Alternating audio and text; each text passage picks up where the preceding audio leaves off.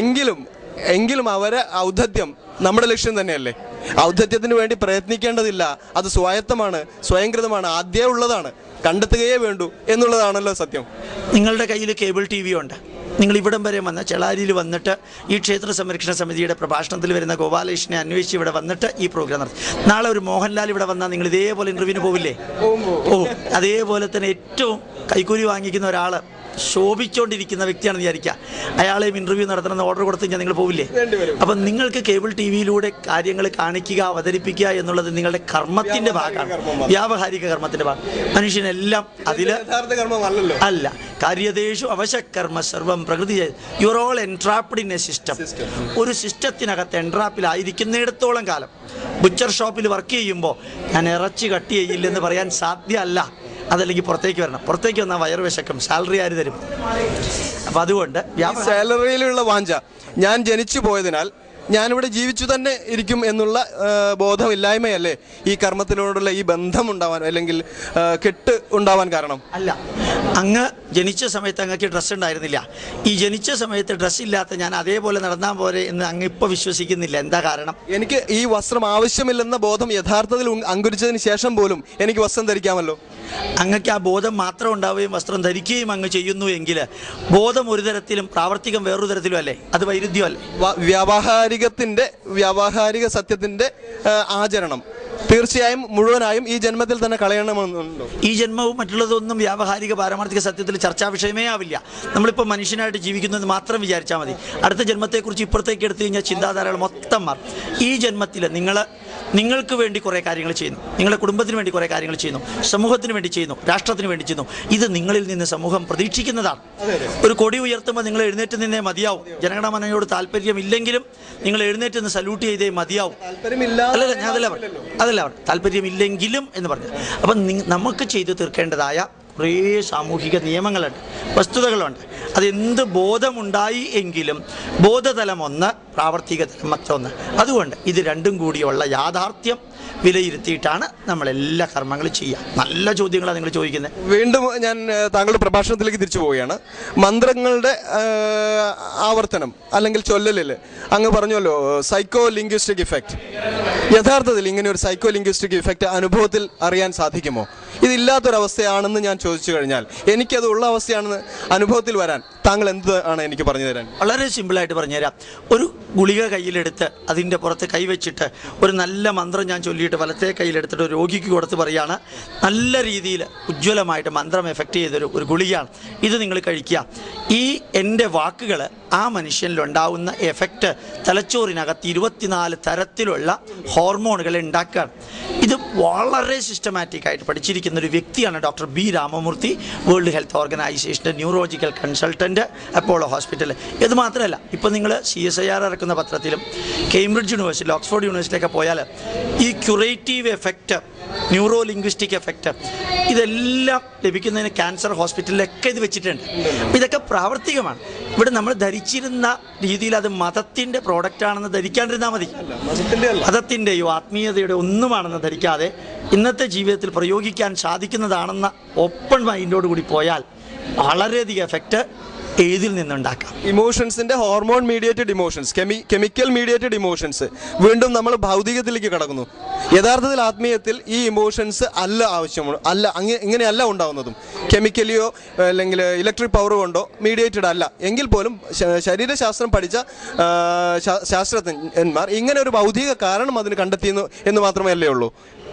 ഓരോ കാര്യത്തിൻ്റെയും ഇന്നുവരെ അറിയാത്തതായ ഏടുകൾ തുറന്ന് അതിൻ്റെ പുതിയ പുതിയ പ്രയോജനങ്ങൾ കണ്ടുപിടിക്കുകയാണ് മാനവരാശി ഡിസ്കവർ എന്ന വാക്കിലൂടെ നടക്കുന്നത്. കവർ മാറ്റുക, ഡിസ്കവർ. അപ്പോൾ ആ ഒരു വരിയാണ് ഈവൺ ഈശാവാസ്യോപനിഷത്തിൽ ഹിരണ്മയേന പാത്രേണ സത്യസ്യാപിഹിതം മുഖം തത്വം പൂഷന്നപാവൃണു. ആ സ്വർണ്ണ നിറത്തിലുള്ള കവർ മാറ്റിക്കഴിഞ്ഞാൽ ആത്യന്തിക സത്യം, ആത്മീയതയ്ക്ക് വേണ്ടി നിലനിൽക്കുകയല്ല, ഭൗതികത്തിന് വേണ്ടി ആത്മീയത നിലനിൽക്കുന്നത്. ധർമ്മ അർത്ഥ കാമ മോക്ഷം. ആത്മീയതയിലൂടെ, പാട്ടിലൂടെ, സംഗീതത്തിലൂടെ, ചികിത്സയിലൂടെ, ഭക്ഷണത്തിലൂടെ, നൃത്യങ്ങളിലൂടെ, വരികളിലൂടെ, ഔഷധത്തിലൂടെ മാനവരാശിക്ക് നന്മകൾ നൽകാൻ സാധിക്കുമെങ്കിൽ ഏത് തരത്തിലാണെങ്കിലും അത് സ്വീകരിക്കാം. അതെ, ശരി തന്നെ. ഈശ്വരൻ ഉണ്ടായതല്ല, ഉണ്മയാണ്. ആ ഉണ്മ തന്നെയാണ് ഞാനും സാറും. എങ്കിൽ പിന്നെ എന്തിനാണ് ഈ വക അനുഷ്ഠാനങ്ങളുടെ ആവശ്യം? അനുഷ്ഠാനങ്ങളുടെ ബന്ധനത്തിൽ നമുക്ക് വിമുക്തമായിക്കൂടെ? അനുഷ്ഠാനങ്ങളുടെ ബന്ധനത്തിൽ നിന്ന് മുക്തമാകാൻ യോഗ്യത എത്തിക്കഴിഞ്ഞാൽ അതിൽ നിന്ന് മോചനം നേടുക. ഈ യോഗ്യത എങ്ങനെയാണ് നിശ്ചയിക്കുന്നത്? വളരെ സിമ്പിളാണ്. നിങ്ങളുടെ ചെകിടത്ത് ഞാൻ ഒന്നടിച്ചതിന് ശേഷം സോറി പറഞ്ഞ് ഞാൻ പോകുമ്പോൾ നിങ്ങൾക്ക് എന്ത് വികാരം ഉണ്ടാവും? അതെന്റെ മാനസിക തലത്തിനനുസരിച്ചിരിക്കും. അതുകൊണ്ടാണ് ഞാൻ പറഞ്ഞു, ആ മാനസിക തലം നിങ്ങൾ എത്തിക്കഴിഞ്ഞാൽ ഒരു കുഴപ്പമില്ല. ഈ ശരീരം നശ്വരമാണ്, ഇയാൾ അടിച്ചാലൊന്നും എനിക്കൊന്നും ആവില്ലെന്ന് തോന്നിയ ലെവലിൽ എത്തി നിൽക്കുന്നവരാണോ അപ്പുറത്ത്, അവരും ആ ലെവലെത്തിയാൽ ഈ ചട്ടക്കൂടിൽ നിന്നെല്ലാം നമുക്ക് മോചനം നേടാം. ഇങ്ങനെയൊരു സബ്ജക്റ്റ് ഉണ്ട് എന്നുള്ള അങ്ങയുടെ വെളിപ്പെടുത്തൽ തന്നെ ഇത് ശ്രവിക്കുന്ന ഒരുപാട് ആളുകൾക്ക് ആ ലെവലിലേക്ക് വരാനുള്ള ഒരു പ്രചോദനം ഉണ്ടാക്കിക്കൂടുന്നില്ല. അതിനാൽ ഇനി ആ തലത്തിലുള്ള ചിന്തകളല്ലേ അങ്ങ് പ്രചരിപ്പിക്കേണ്ടത്? ആ തരത്തിലുള്ള ചിന്തകൾ കേൾക്കാൻ യോഗ്യതയുള്ളവരാണ് മുമ്പിലിരിക്കുന്നതെങ്കിൽ അവർക്ക് ആ തരത്തിലുള്ളതാണ് കൊടുക്കുക. ഞാൻ ഒരു അണ്ടർ എസ്റ്റിമേഷന് സ്ഥാനമുണ്ടോ? ഒരിക്കലും. ഇപ്പോൾ ഗോൾഡൻ ജൂബിലി മെമ്മോറിയൽ മെഡിക്കൽ കോളേജിൽ ഞാൻ ചെന്ന് കഴിഞ്ഞാൽ അവരുടെ അടുത്ത് ഫിലോസഫി പറഞ്ഞാൽ ഏൽക്കില്ല.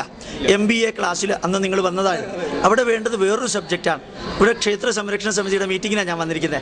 ഇവർക്ക് വേണ്ടത് ക്ഷേത്രത്തെക്കുറിച്ചുള്ള അന്ധവിശ്വാസങ്ങൾ മാറ്റി അതിൻ്റെ സയൻറ്റിഫിക് ഇത് കൊടുക്കുകയാണ്. ഇന്ന് വൈകുന്നേരം ജ്യോതിഷത്തെക്കുറിച്ചിട്ടാണ് എൻ്റെ ക്ലാസ്. ആ ജ്യോതിഷം എങ്ങനെ തെറ്റായ രീതിയിൽ അല്ലാതെ പ്രയോഗിക്കാം എന്നുള്ളതാണ്. ഒരു ഹോട്ടലിൽ ചെന്നിട്ട് ഞാൻ വെജിറ്റബിൾ വിൽക്കുന്നതിൻ്റെ നിയമം പറഞ്ഞാൽ എങ്ങനെ ഇരിക്കും അല്ലേ? ബാർബർ ഷോപ്പിൽ ചെന്ന് പറയേണ്ട നിയമങ്ങൾ വേറെയാണ്. അപ്പോൾ ഓരോ സ്ഥലത്തും ദേശകാല പരിച്ഛിന്ന, ദേശവും കാലവും നോക്കിയിട്ടാണ് അവരവർക്ക് ആവശ്യമായി. ഈ ദേശത്തിൻ്റെയും കാലത്തിൻ്റെയും അവസ്ഥയുടെയും ബന്ധനത്തിൽ നിന്ന് വിമുക്തമാകുന്നത് പിന്നെ എങ്ങനെയാണ്? ദേശത്തിൻ്റെയും കാലത്തിൻ്റെയും അവസ്ഥയുടെയും ബന്ധനത്തിൽ നിന്ന് മോചനം നേടാൻ ആഗ്രഹിക്കുന്ന വ്യക്തികൾ ഏത് നിലവാരത്തിൽ നിന്നുകൊണ്ടാണ് അത് ചെയ്യാൻ ആഗ്രഹിക്കുന്നത് എന്നതൊക്കെയാണ്. നമ്മുടെ ഫിലിപ്പൻ പ്രസാദും അതുപോലെ തന്നെ കുറേ വ്യക്തികൾ അവരെല്ലാം നക്സലിസത്തിലേക്ക് കയറി മനുഷ്യനെ തലകർത്ത് കഴിഞ്ഞാൽ സോഷ്യലിസം വരുന്ന വിചാരിച്ചു.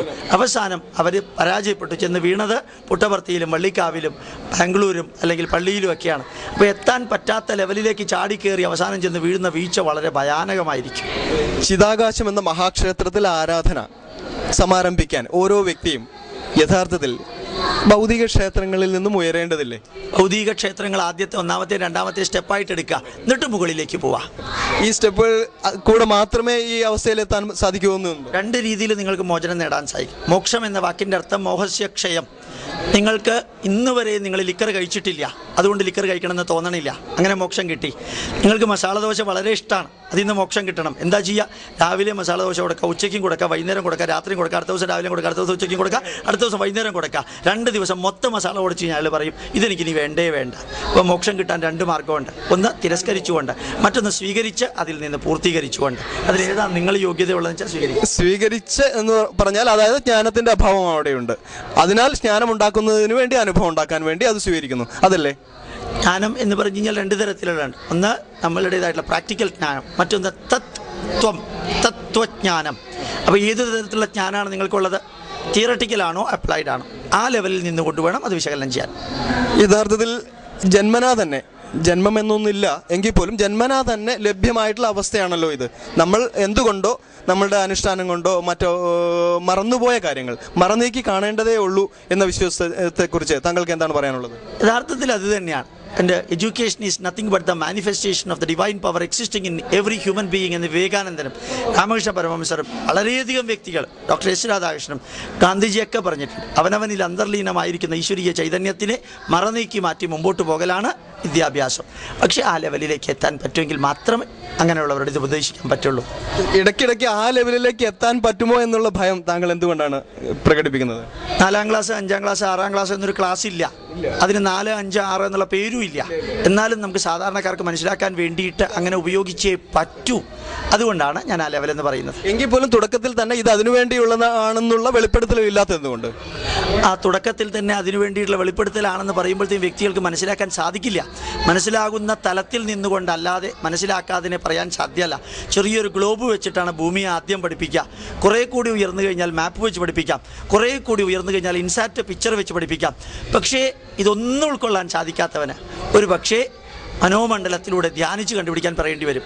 അപ്പോൾ പല ലെവലിലുള്ളവർക്ക്, വീണ്ടും ഞാൻ അതേ വാക്ക് ഉപയോഗിക്കും, പല തലങ്ങളിലുള്ള വ്യക്തികൾക്ക് പല തലങ്ങളാണ് വേണ്ടത്. ഉയരത്തിലേക്ക് പോകുമ്പോൾ നിങ്ങൾക്കറിയാം, റോട്ടിൽ കൂടെ നിങ്ങൾ കാർ ഓടിക്കുമ്പോൾ ഇടതുവശത്ത് കൂടെ പോകണം. മഞ്ഞ ലൈൻ ക്ലോസ് ചെയ്യരുത്. ആകാശത്ത് കൂടെ വിമാനം ഓടിക്കുന്ന വ്യക്തിക്ക് ഇടതുവശം ഇല്ല, 4 കൂടി വഴിയില്ല, അവിടെ റെഡ് സിഗ്നൽ ഇല്ല. You are going straight. ഉയർന്നു കഴിഞ്ഞാൽ ഈ നിയമങ്ങളൊന്നും അവിടെ ബാധകമാവുന്നില്ല. വീണ്ടും ഞാനൊരു ചോദ്യം കൂടി ചോദിക്കുകയാണ്. Every human being every human being എന്നുള്ള ലിമിറ്റേഷൻ കൊണ്ടുവരാൻ കാരണം എന്താണ്? എവരി ഹ്യൂമൻ ബീയിങ് എന്ന് പറയുമ്പോൾ 16 ലക്ഷം തരത്തിലുള്ള ജന്തുക്കളിൽ ചിരിക്കാനും ചിന്തിക്കാനും പാസ്റ്റ് പ്രസൻറ്റ് ഫ്യൂച്ചർ എന്നുള്ള നിലയിലും വിലയിരുത്താനും സാധിക്കുന്ന ഒരേ ഒരു ജന്തുവാണ് മനുഷ്യൻ. ആ മനുഷ്യനിലുള്ളതാണ് മനഃ, മൻ.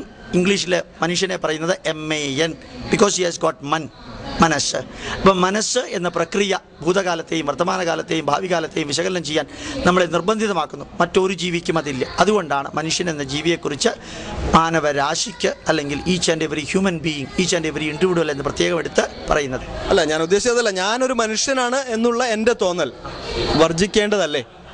വർജിച്ച് കഴിഞ്ഞിട്ട് മറ്റുള്ളവരെ പോലെ ആകാൻ ശ്രമിക്കുകയാണെങ്കിൽ അതൊക്കെ റീഡിഫൈൻ ചെയ്യേണ്ടിയിരിക്കും. ഞാൻ മനുഷ്യനാണ് എന്ന തോന്നൽ ആദ്യം മാറ്റിയാൽ പിന്നെ മാറേണ്ടത് മനുഷ്യനുള്ള പ്രത്യേകതകളെല്ലാമാണ്. ഇപ്പം നിങ്ങളിട്ടിരിക്കുന്ന ബനിയനും പാൻറ്റും ആദ്യം മാറ്റണം.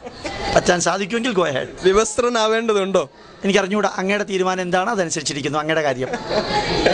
ശരി തന്നെ. എങ്കിലും ഞാൻ ഉദ്ദേശിക്കുകയാണ് ക്ഷേത്ര പരിപാലനം, അതാണല്ലോ ഇന്നത്തെ വിഷയം.